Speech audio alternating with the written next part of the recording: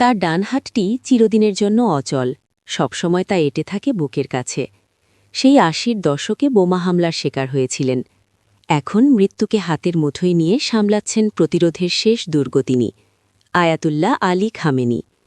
ঊর্ধ্ব এই বৃদ্ধ যেন আজও সিংহের মতো ইসলামী বিপ্লবের অতন্ত্র প্রহরী।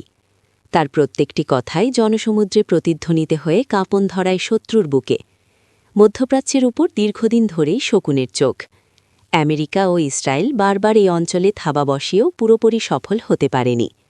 সাম্রাজ্যবাদীরা ব্যর্থ হয়েছে, কেননা বিশ্বের সবচেয়ে অস্থির অঞ্চলটির ভ্যানগার্ড বিপ্লবী ইরান, আর তার সর্বোচ্চ নেতা আয়াতুল্লাহ খামেনি। যখনই মধ্যপ্রাচ্যের উপর কোনো আঘাত এসেছে, তখনই পাহাড়ের মতো অটল দাঁড়িয়ে গেছেন ইসলামী বিপ্লবের অন্যতম এই নেতা। মধ্যপ্রাচ্যের জটিল দাবায় খামেনি এক মাস্টারমাইন্ড। তাকে ফেলতে পারলেই ভেঙে পড়বে সমস্ত প্রতিরোধ। মধ্যপ্রাচ্য চলে যাবে আমেরিকা ইসরায়েলের কবজায়। খামেনির পতনে বড় ভূমিকম্প হবে বিশ্ব ব্যবস্থায়। ১৯৭৯ সালে ইসলামী বিপ্লবের পর থেকে মধ্যপ্রাচ্যে আমেরিকা ইসরায়েলের জম ইরান। গত কয়েক দশকে তুমুল নিষেধাজ্ঞার মধ্যেও ইরান নিজেকে সামরিক শক্তিতে অনন্য উচ্চতায় নিয়ে গেছে। পাশাপাশি মধ্যপ্রাচ্য জুড়ে প্রতিরোধের মন্ত্র ছড়িয়ে দিয়ে আয়াতুল্লাহ খামেনি গড়ে তুলেছেন প্রতিরোধ অক্ষ। লেবানন, ইয়েমেন আর ফিলিস্তিনে শক্তিশালী করেছেন প্রতিরোধ বাহিনীকে। ইরাক ও সিরিয়াতেও রয়েছে ইরান সমর্থিত মিলিশিয়া। খামেনি এই প্রতিরোধ যোদ্ধাদের শুধু অস্ত্র বা টাকা দিয়ে সহায়তা করেননি, দিয়েছেন এক আদর্শিক ভিত্তি। এই নেটওয়ার্কই মূলত ইসরায়েল ও আমেরিকার আধিপত্যের পথে অন্যতম বড় বাধা। ইরান এখন ইসরায়েলের জন্য এক অস্তিত্বের সংকট। খামেনি পরিষ্কার বলে দিয়েছেন, তিনি ইসরায়েলকে মধ্যপ্রাচ্যের মানচিত্রে দেখতে চান না। অন্যদিকে আমেরিকার নজর মধ্যপ্রাচ্যের তেলের খনি আর ভূ-রাজনৈতিক আধিপত্যে। কিন্তু সেখানেই বড় বাধা হয়ে দাঁড়িয়ে আছে ইরান।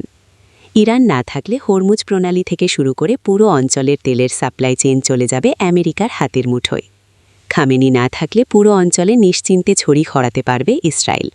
কোনোভাবে খামেনির পতন ঘটলে বিশ্ব ব্যবস্থা আর একবার ওলটপালট হয়ে যাবে। মধ্যপ্রাচ্যে আর কোনো বড় শক্তি থাকবে না যা আমেরিকাকে সরাসরি চ্যালেঞ্জ করতে পারে। ইরাক, সিরিয়া, লেবানন সব জায়গায় মার্কিন প্রভাব শতভাগ গেড়ে বসবে। খামেনি প্রক্সি গোষ্ঠীগুলোর মধ্যে সুতোর মতো কাজ করেন। সুতো ছিঁড়ে গেলে প্রতিরোধ গোষ্ঠীগুলো তাদের অভিভাবক হারাবে।